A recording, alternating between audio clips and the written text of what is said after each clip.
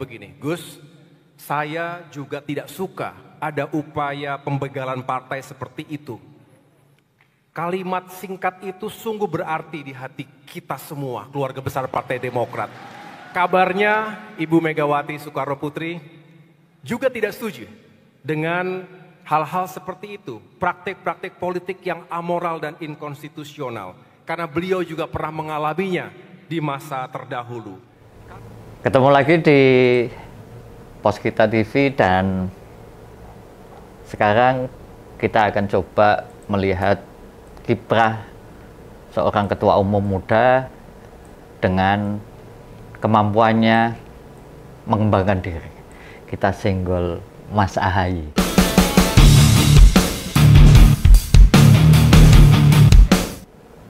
Jadi di acara atau di beberapa aktivitas Mas Ahaye dalam kurun 3-4 hari, terutama di sela-sela aktivitas baik sebagai menteri maupun ketua umum Demokrat, ini Bung Ahaye ini rupanya pengen membuat perhitungan, pengen memperlihatkan bahwa dia bukan lagi seorang politisi yang tidak punya keberanian sama sekali, dan ini timing yang tepat bagi dirinya untuk membalas perlakuan-perlakuan yang dia terima ketika Demokrat diobok-obok. Dan seperti kita tahu dulu ketika Mas Ahaye awal-awal ya mungkin 2-3 tahun dia memimpin Demokrat, ada upaya pengambil alihan Demokrat dari dirinya dan dilakukan dengan cara menggelar kongres luar biasa. Kita tahu waktu itu Pak Muldoko masih menjabat sebagai Kepala Staf Presiden atau KSP, itu dipilih menjadi Ketua Umum Demokrat. Dan tentu perlakuan seperti itu sepengetahuan seorang presiden yang saat itu dijabat oleh Jokowi. Dan di berbagai acara Mas Ahaye akhir-akhir kemarin, minggu kemarin itu menyampaikan bahwa kader maupun simpatisannya harus tetap mengingat kembali Demokrat pernah diperlakukan sewenang-wenang oleh kekuasaannya, baik itu berupa kata-kata yang dipakai pengambil alihan, kudeta, hingga pembegalan. Ini menunjukkan kedewasaan berpolitiknya semakin matang. Dan apa yang diucapkan oleh Mas Ahaye itu juga disampaikan secara lugas, tanpa tadeng-aling-aling, dan pada saat Gibran termasuk ada di ruangan yang sama. Kita tahu pada saat penutupan Kongres Demokrat waktu itu ada Pak Prabowo, juga ada Gibran Raka Buming Raka yang menjabat sebagai wakil presiden, dan dia adalah anaknya Jokowi. Dengan menyebut bahwa Pak Prabowo juga tidak menyukai adanya tindakan pembegalan itu mencerminkan kematangan berpolitik Ahaye dalam waktu yang terus berjalan. Dan ini akan membuat politik kita 5 tahun mendatang itu akan semakin menarik. Karena mau bagaimanapun Ahaye tentu tidak mau diam saja.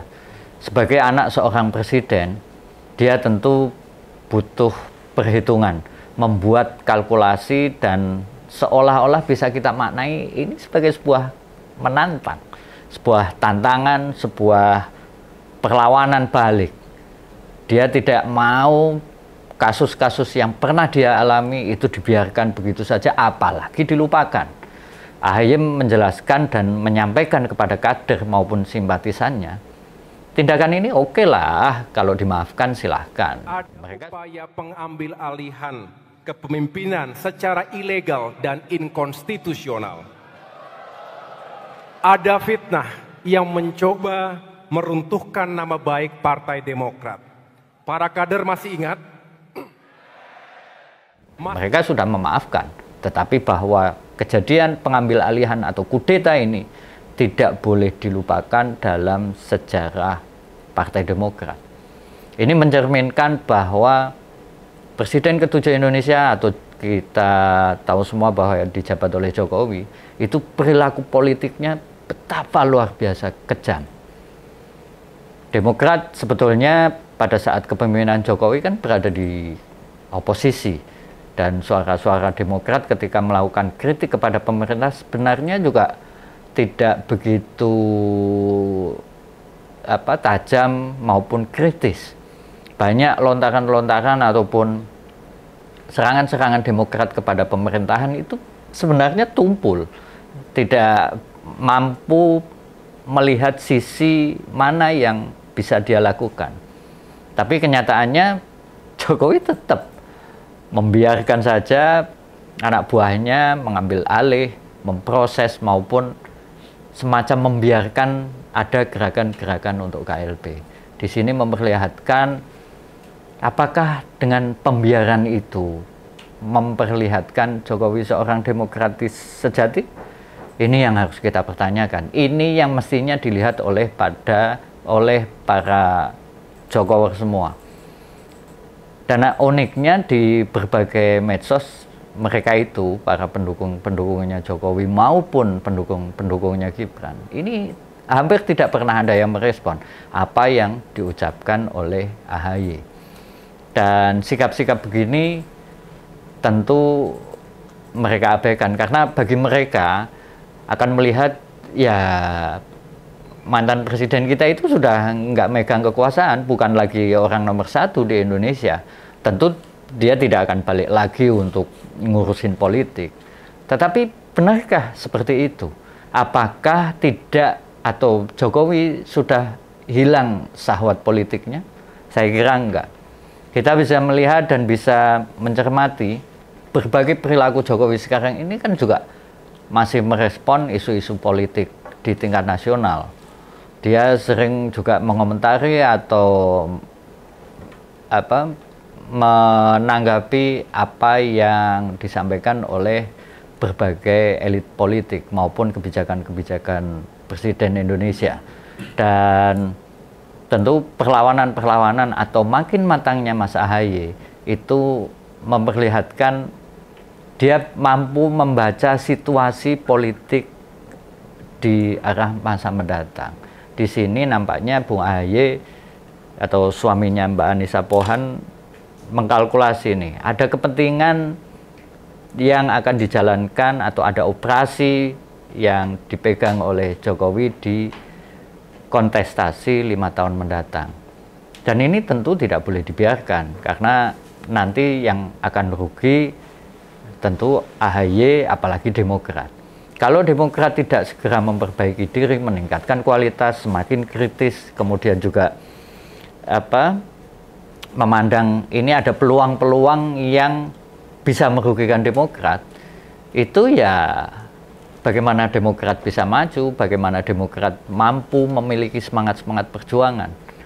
Dan pembiaran ini juga akan merembet kemana-mana, karena seperti kita tahu, yang dirusak oleh Jokowi sebetulnya kalau kita mau fair melihat, kalau kita mau lihat situasi politik sekarang, itu tidak hanya Demokrat yang mengalami kerugian, yang punya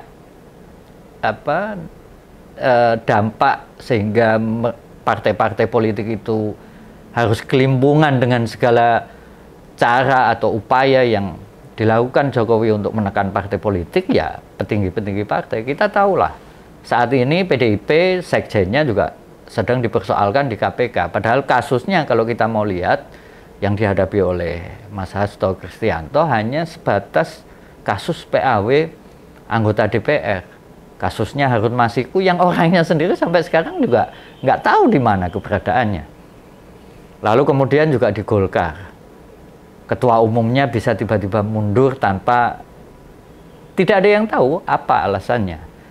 Kemudian juga misalnya di PKB, kenapa tiba-tiba Caimin menyampaikan kalau bakal ada muktamar tandingan atau muktamar luar biasa, padahal sama sekali belum ada pihak yang menyampaikan tentang hal itu, tapi Caimin mampu menyampaikan itu. Kemudian rencana Kongres PDIP, itu Bu Mega juga sudah ngasih warning. Dia siap melawan ataupun menghadapi pihak-pihak yang pingin ngawut-awut partai banteng itu. Di sisi yang lain, kita tahu Nasdem sekarang ya ampun. Sekjen serta Ketua Dewan Pakarnya Pak Syahrul Yassin Limpo juga sedang berurusan sama hukum. Artinya apa? Jokowi membuat partai-partai yang total mendukung dia, yang berada di belakang ataupun bergabung di koalisinya, mendukung dia, itu malah diacak-acak. Yang relatif aman sebetulnya ya hanya PKS, yang tidak banyak intervensi. PSI dalam 2 hari ketua umumnya tiba-tiba dijabat oleh Kaisang, si bungsunya Jokowi.